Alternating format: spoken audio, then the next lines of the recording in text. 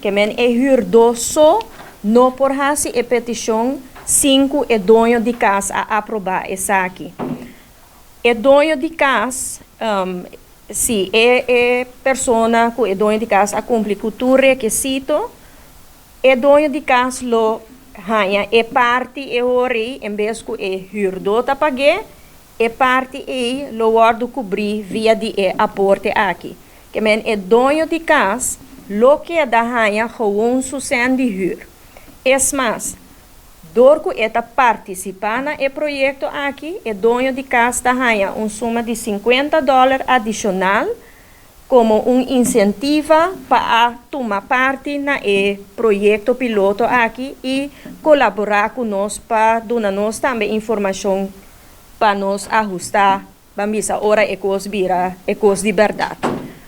Eu quero aceitar em breve nós start peticionando para o guardo assim eigenlijk desde teoreticamente, pero lá nós visa desde Jaluna e tem período de mês para tratar a petição.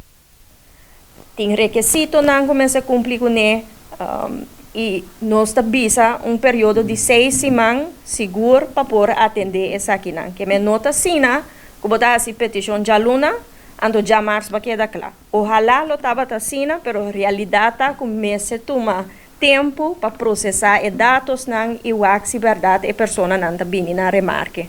A intenção está que urgente, maneira deputado avisa que tem uma entrada lá nos visa 22.000 tá cai rond 1.350 para luna e que tem caso de huur particular de 750 ou menos por fazer a aplicação para o repago. Nós temos bijdrage de aporte particular.